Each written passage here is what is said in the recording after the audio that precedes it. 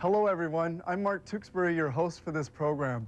Our goal is to reveal to you the methods and materials that turn out the products you see around you every day. If you think you know everything about these items, you're in for some surprises. There's a whole new world waiting for us to discover here on how it's made. Today's topics: kayaks, safety boots, cereal, and electronic signs.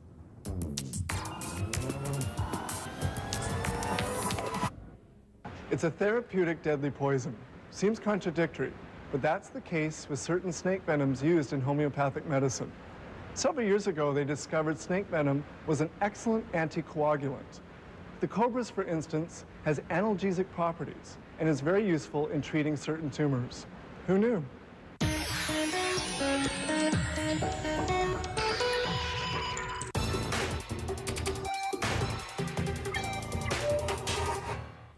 In days gone by, kayaks were used primarily for hunting.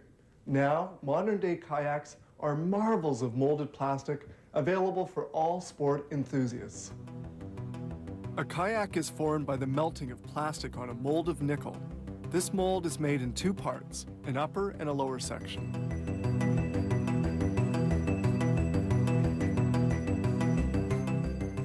The surface of the mold is perfectly smooth and has a mirror finish that guarantees an excellent luster. The graphics are laid on the mold before molding begins. This way they're well impregnated in the plastic. It's an operation that requires quite some dexterity because, contrary to self-adhering stickers, these graphics can't be lifted off if they haven't been well positioned. This is the yellow powder they're going to melt, linear polyethylene. It comes in several colors. The amount of powder to be melted is determined by the kayak model to be made.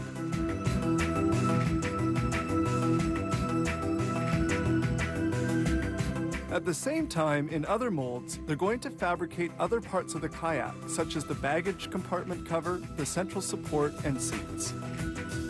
The polyethylene is poured into the mold, which is then closed. All the other molds are closed as well.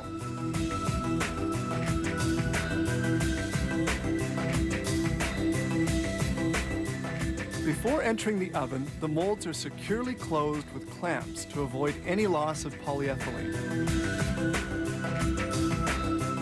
The kayak mold is put on a transporter and placed facing the oven. Because of the large dimensions of the craft, the oven has to be custom made. The whole kayak goes in. The oven is 7 meters long and has a diameter of 1.7 meters. The polyethylene melts at 288 degrees centigrade.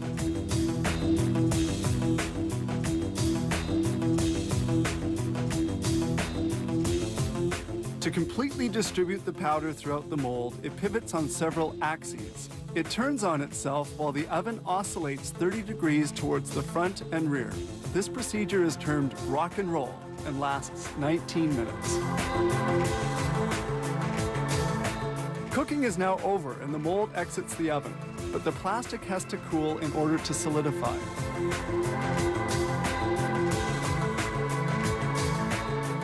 To do this, they place the mold in this cooling chamber. It must not be cooled too quickly or it deforms. A 4.8 meter kayak can lose up to 15 centimeters of its length.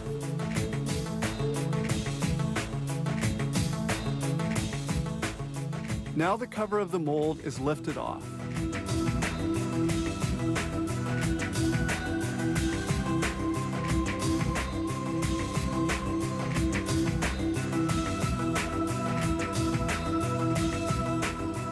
Then they unmold the cover and the other small parts. The kayak is finally unmolded. Now they can proceed to machining it.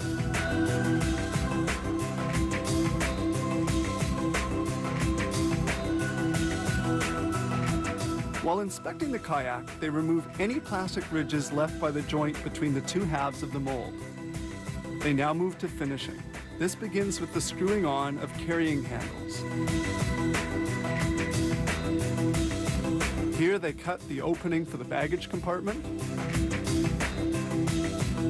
and then they install the trimming.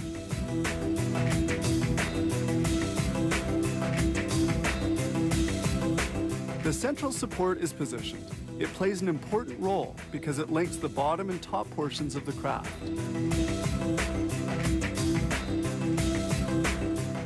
All that remains to be done now is to finish the baggage compartment. They attach fasteners, then put the cover in place and hold it down with a retaining strap.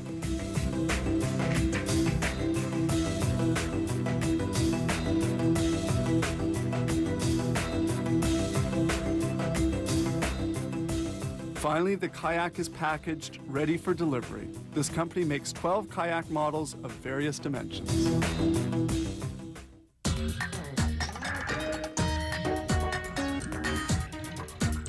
Drop a hammer or something heavy on the job, you may not be on the job the next day. But if you're wearing a pair of sturdy work boots, chances are you'll be just fine. Work boots are made from cowhide, which has undergone mineral tanning and finishing tanning. A waterproofing treatment completes the preparation. Let's follow the process. This machine is a shaver. It evens up the hide and opens its pores before it receives other appropriate treatments.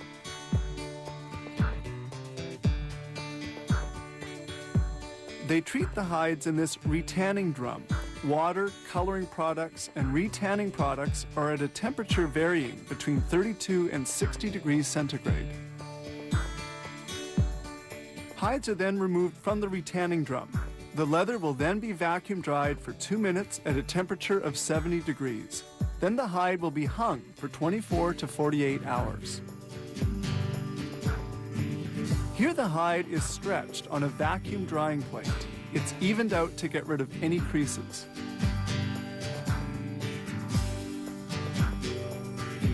A hide measures almost 2 square meters, and they'll need about 0.4 square meters of leather to make a boot.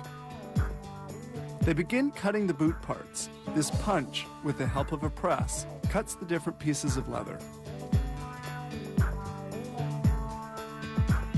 They also cut brown fabric pieces, the interior lining of the boot, made from a foam base and woven polyester fibers.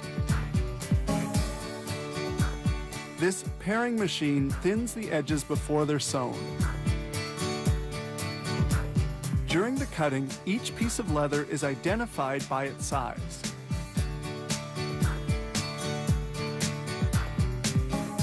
They now begin assembly of the boot. The 2 sides of the boot are sewn together on this machine. Now the front part of the boot is assembled. Excess leather is progressively cut away. The eyelets, made of steel, brass, or aluminum, are then positioned. Here they attach a foot mount on a form with tiny nails called tacks. The last is placed in the boot to facilitate the assembly of the front part.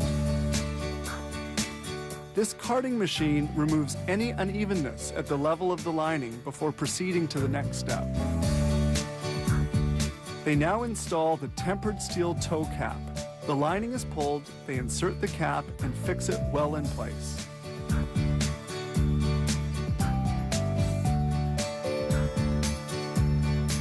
The leather is folded beneath the boot, the bottom secured with a tack, and the sides fastened with hot glue on this seat inside lasting machine. The boot front is now finished. We get a good view of the application of the hot glue.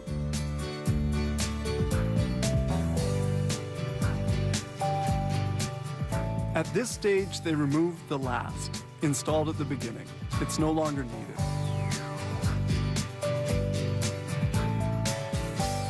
Now the sole will be installed. The heel core is of pine. It's put onto the sole, which will soon be secured into place. Here they proceed with machining and welding of the rubber sole to the boot tip. It's called vulcanization, done at a temperature of 165 degrees, and the sole is solidly installed. This machine sands the edges of the sole to eliminate any vulcanization residue. They also apply a sealant. They now place an insole inside the boot.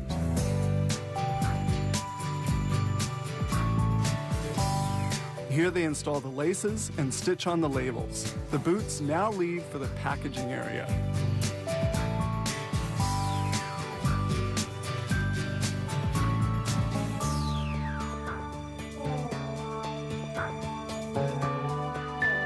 Building a pair of boots required no less than 123 different fabrication steps, including packaging.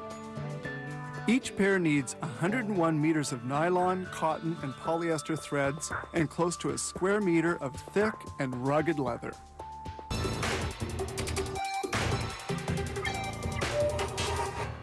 You know those big electronic signs with lights, color, animation? Well, this little thing is where it all starts. Digital electronic signboards are sometimes used as giant television screens or to post written messages. They come in different sizes, from a few meters all the way up to several hundreds of square meters. The creation of a sign starts with plans drawn by engineers and architects. Hundreds of plans are created by computer, among other methods, and require between 2 days or even a month of work. Millions of tiny lights, or light-emitting diodes called elements, make up the screen's surface. These elements are made of germanium, gallium nitrate, and silicon semiconductors covered with plastic. These elements have to be placed so as to form a matrix. Each of the 20 machines at this plant can install and solder 1,500 elements an hour. Lighting up an element requires only 10 to 20 milliamperes, and they last for about 150,000 hours. All the wires are placed behind the matrix and the different electrical connections. This conceals everything behind the sign and shelters it from the weather. Depending upon the distance from which the sign will be seen, spaces between the elements vary from 2.5 millimeters to several centimeters. A workman now makes the electrical connections. The wires have to be solidly connected to resist shaking caused by movement of the signboard. The matrices must operate together and require controllers which send information from one to the other. Thus, each group controls its own image. Each matrix has to be electrically powered and integrated to its own 5-volt element illuminating connector.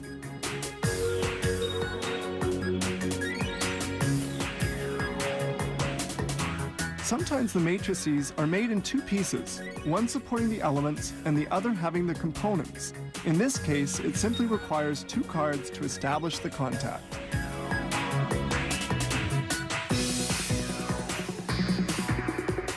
Now they connect the information cable, which lights up and extinguishes the elements. Each matrix has 2 connectors, one which supplies the electric current and the other which carries the sign's information. Here they verify the functioning of each matrix. Then they can begin to join matrices together to construct the signboard. We see here all the colors assembled as they will be on the screen. The boards are sometimes installed outside and are thus vulnerable to the weather. That's why they put on this rubber strip which waterproofs it. The matrices are now assembled together. Then 10 matrices are joined to make up a module.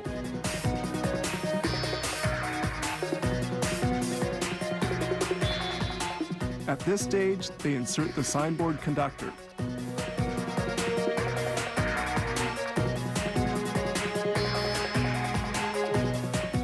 Then the wires are connected.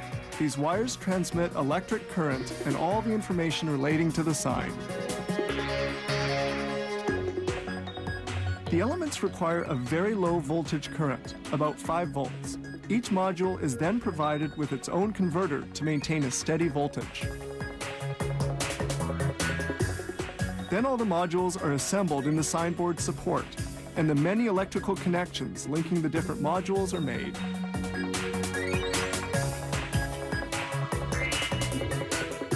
This gigantic signboard is a composition of 35 modules and 12 matrices.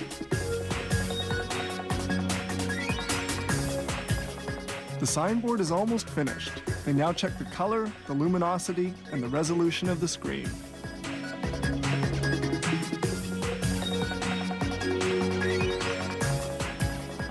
The signboard is made of 120,000 electrical light diodes and took nearly 3 months of work. Each year, this company constructs hundreds of digital signboards requiring about 100 million lighting elements.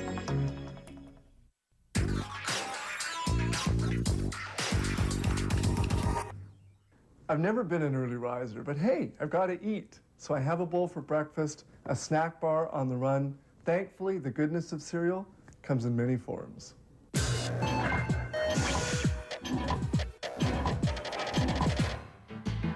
Our breakfast cereals were born out of religious beliefs of the American Seventh-day Adventists, vegetarians, who in 1860 founded a sanatorium where patients were fed only cereals, wheat flakes invented by Dr. John Harvey Kellogg. His brother, William Keith, saw a promising future and built the first flakes factory to market the product, whose success would later be imitated by the famous Charles William Post as Post cereals.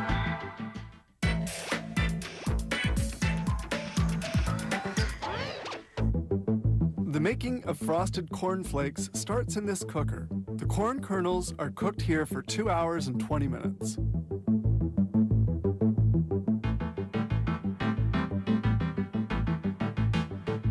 The corn kernels are then ground up.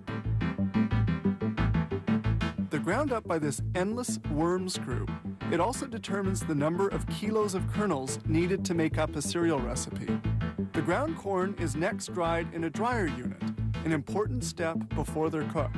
To give them their nice flat shape, the corn kernels are crushed in the flake roller. 2 rollers turn opposite to each other, and the kernels fall into the constricted space between them. The flakes then fall onto this conveyor, and the next step will be cooking. The flakes arrive at the cooking oven. They're shaken to make sure they will be uniformly browned. The flakes exit the oven well browned. Then they fall into this chute and head in the direction of the next step. This vibrating conveyor sorts the flakes and retains only the right-sized ones. This drum mixes the flakes and sprays them with a sweet solution boiling at 230 degrees centigrade. The sweet solution is dried, and a rake uniformly spreads out the frosted flakes on the canvas. Now they add in vitamins. The cereals are placed into this rotating drum. The vitamins are sprayed onto the flakes by a series of jets. The cereals are now finished, and they head toward the packaging site. This packager fills the bags with cereal. It handles between 40 and 45 bags a minute before they head off for final packaging. This plant doesn't only make cereals, it also makes soft cereal bars. This kneader mixes the ingredients, oat flakes, rice, and syrup. The preparation is mixed twice a minute. When well mixed, the preparation is poured into a large container.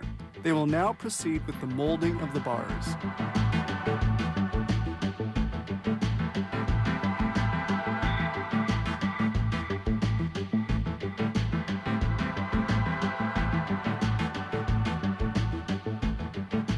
The contents of the bin are emptied onto a conveyor, and then the preparation is spread out. Here they add chocolate chips to the preparation.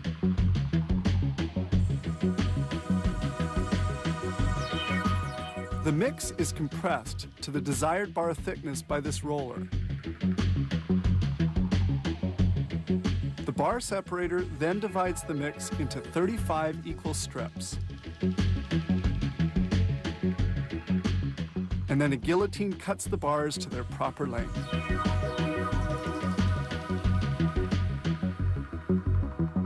The bars continue circulating. This equipment is used to line up the bars and make the packaging process easier.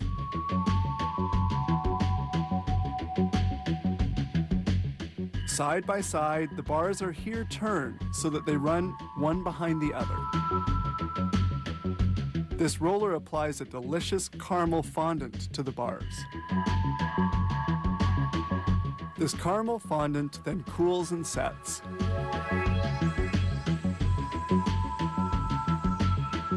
They're now at the final stage of production, coating with chocolate. About 180 kilos of chocolate are needed for the bar recipe. Now finished, the bars are ready for packaging. This machine individually bags the bars.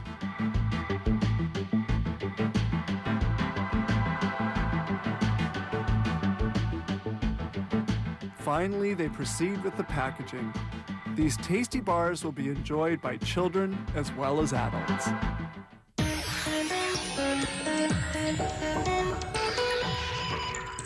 I hope you enjoyed our show today. We wanted to take you behind the scenes to the world of manufacturing.